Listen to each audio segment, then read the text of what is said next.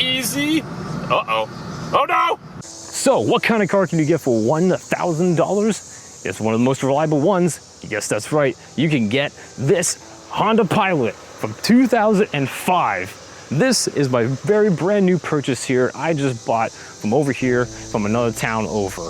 And I literally went on Facebook Marketplace, saw this vehicle, and I saw it had an issue. And I was like, messaged the seller. I said, no questions asked, I'll give you $1,000 for it. And he said, okay. I didn't expect that, but I got one of the most reliable Hondas around. So come on, let's take a closer look. So, not too bad. Got some little patina right here, you know, just a little mossy, a little dirty, not too bad. Shining up, all right. Got these nice little bump things here. I don't know what these are for, but and, you know, I got this nice like European yellow effect on the lights here too. That's stock. That's amazing. But then up here, oh boy, we got this nice dirt right here. This is like from like Africa, all right. This dirt right here, Africa. This thing has been everywhere, and this has seen a little wear too. But that's just like a birthmark, you know. And if we look on the side here, we have these tires. They're pretty new. It's got some depth on them. Got a little brake dust, but that's to be expected on the front there.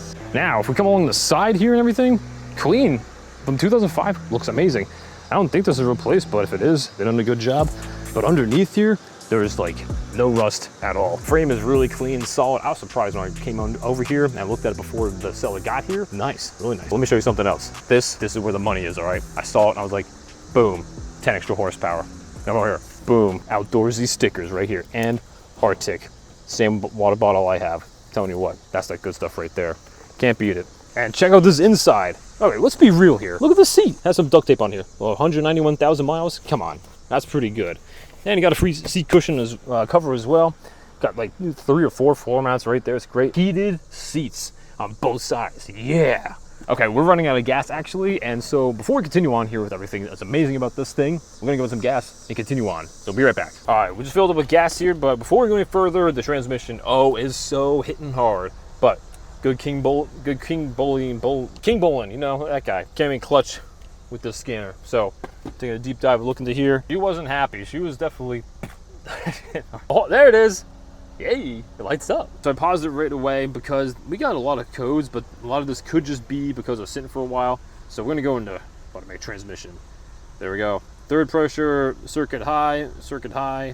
So essentially, this should just be solenoid. So it could be something wrong with the electrical, it could be the whole thing itself. Well, let's see if we can clear that out for now. Let's clear that. And well, that's that. We parked it here and made it to the first location here of what do we do now? Well, I'll tell you one thing. This thing still got life left in it.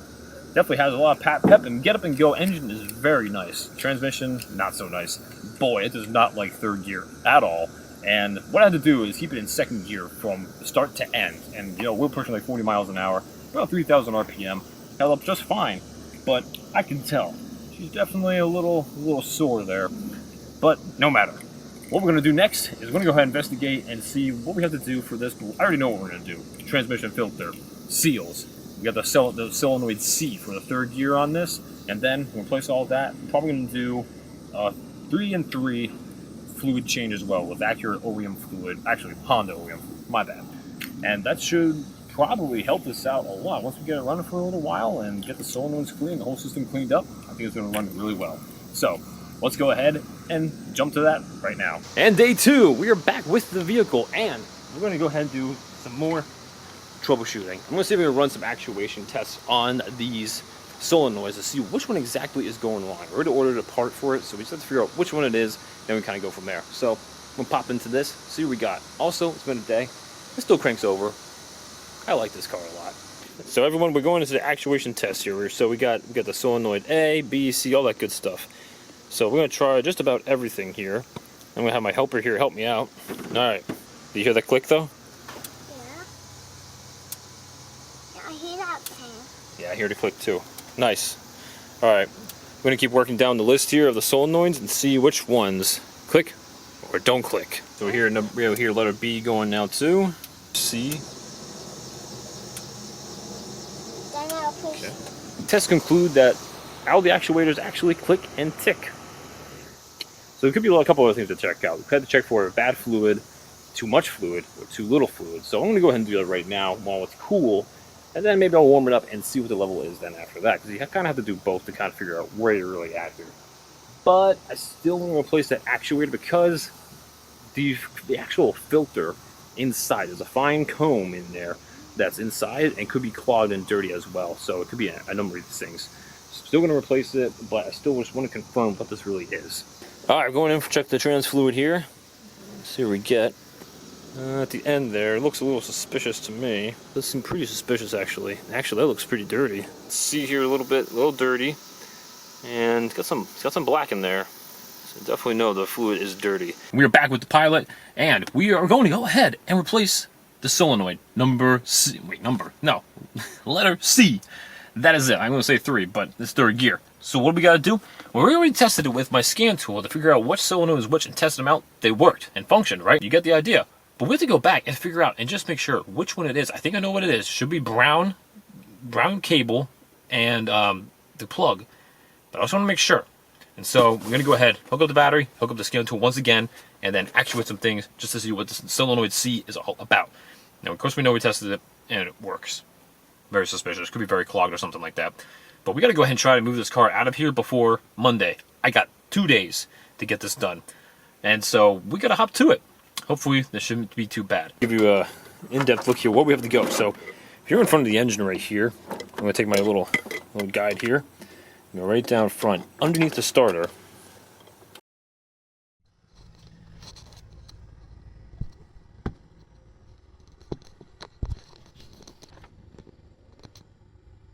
There it is. There she blows.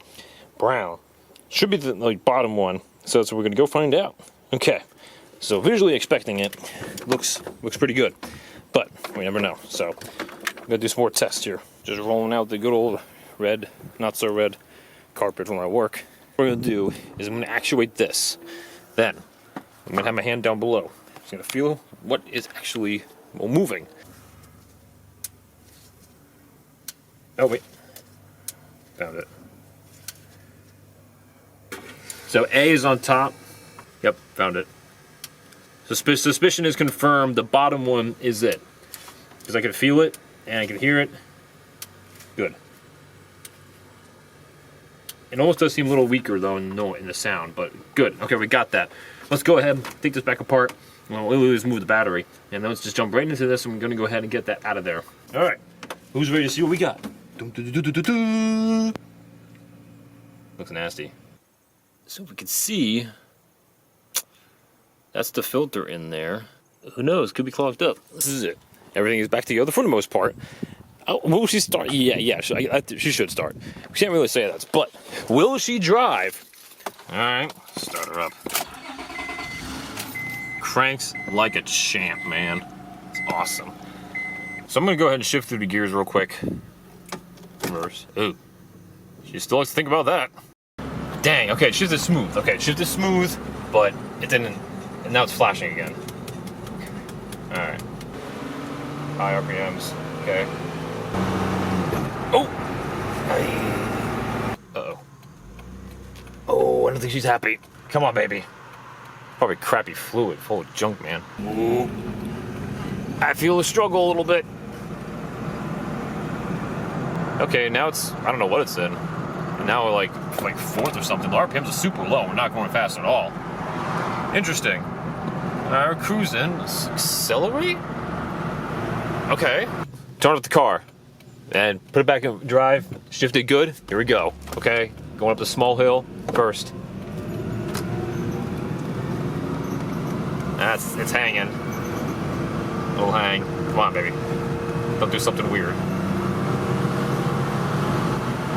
Shift. Easy. Uh-oh. Oh no! We have trouble! We have trouble! We're going down! Everything turned on! Oh no! What is this? Uh-oh. Oh, that's not great. Hold on. Let me just stop in this ditch here. Okay, we have some very interesting results here. Look, pressure control solenoid A is now stuck. So, all these sensors are crapped up, and the fluid is crapped up. So this is good, but also annoying. Okay, let's bring it back. we now officially have the pilot at GTSam headquarters. And well, we're here with the transmission again with solenoids on the Honda Pilot. This is a little bit different this time because doing some digging, a little bit of information here is going to go a long way for you all and myself. It's very confusing how the solenoids are set up with this, but I'm going to break it down for you and show you what we have. We're doing this together. We're in the automatic transmission section. We're going to go to actuation tests. So we got our shift solenoids right here. Okay, I'm going to go ahead and put my mic right here and put it right down. Nicer spot. Be able to hear all the clicks and everything like that, and be able to tell what's moving and what's not. Okay, so we yell a little bit here, but let's go ahead. Shift solenoid A. So technically, this should be the one in front, one on top. I think. Here we go. Should hear some clicking.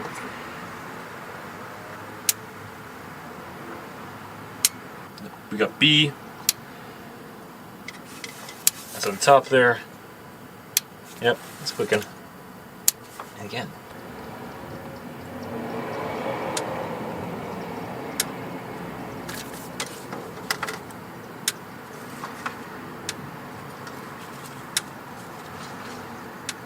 Yeah, that's working. Everything is weird. Okay. Lockup solenoid is where A should be. I don't get it. I'll do it again for you. I was feeling it, and the ticking and the feel came from that one. You can hear it. Man, this is so weird. I got all kinds of monitoring going on for the transmission. Be able to read out what's really going on here. Let's go for a cruise for a couple miles, record all the data, come back and see what we got. It went until like second and third, okay.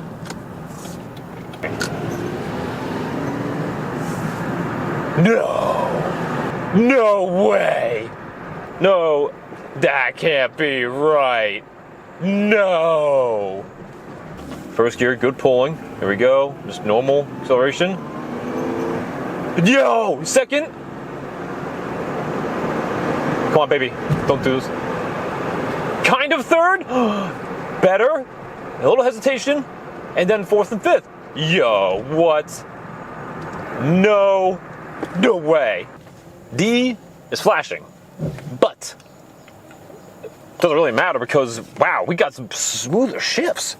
Okay, we keep cruising around here. Let's see what else we got here. Let's see what's going on with that flashing D then. Let's go right. Just got a downshift. Kind of. Okay. No problem. Bit of gas. Downshifted, Oh, okay, not that good of a downshift.